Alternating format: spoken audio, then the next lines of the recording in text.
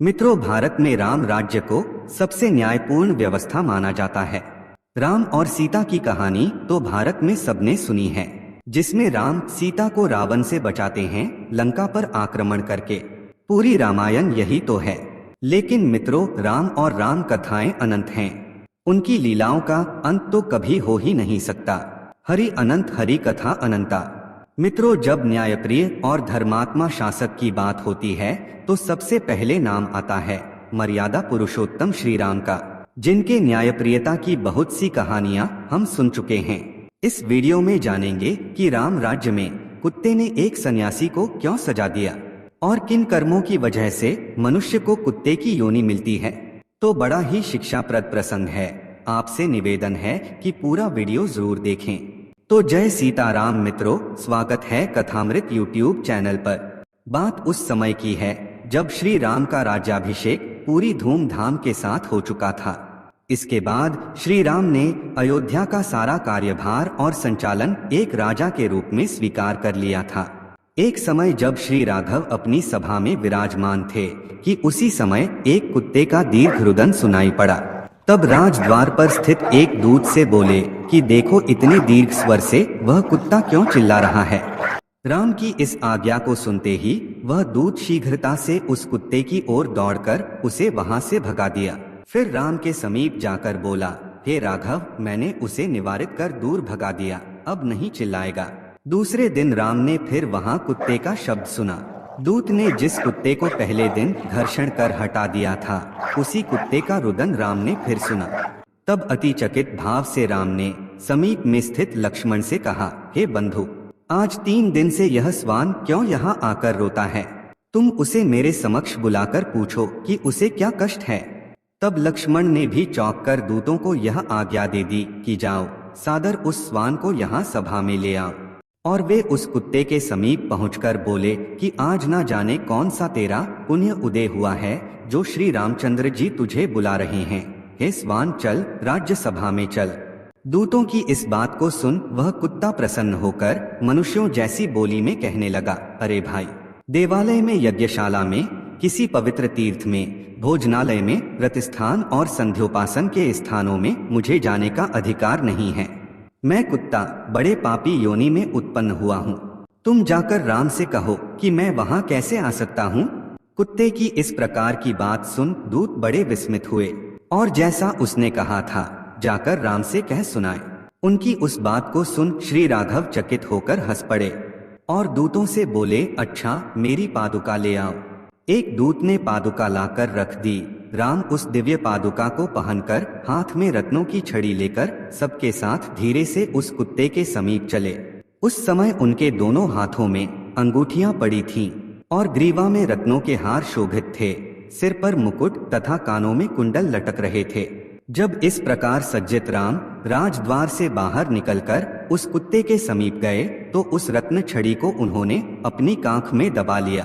प्रभु उस कुत्ते के समीप जा खड़े हुए। फिर किंचित मुस्कुराते हुए सप्रेम उससे बोले कि हे सार में, तुमको क्या दुख है, अपना दुख मेरे समक्ष कहो। मैं चाहता हूँ कि मेरे राज्य में किसी को किसी प्रकार का कष्ट ना हो।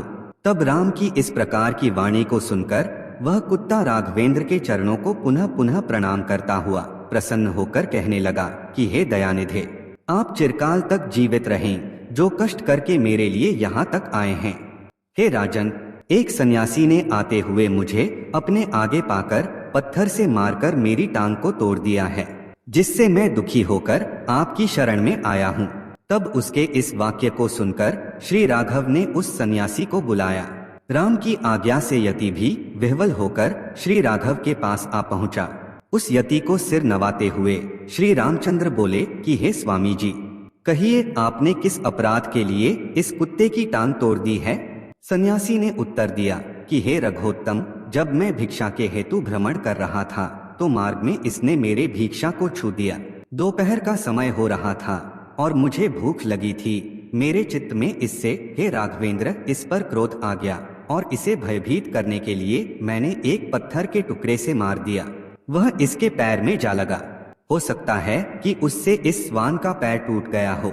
तब यति की इस बात को सुनकर श्री रामचंद्र जी उससे बोले कि यह एक ज्ञान विहीन पशु है। यदि इसने अपनी भक्ष्य पदार्थ देखकर तुम्हें स्पर्श कर दिया तो हे यते, इसमें मैं इसका कुछ दोष नहीं समझता। यह तो इसकी एक स्वाभाविक प्रकृति है, अतः तुम इनके अपराधी हो।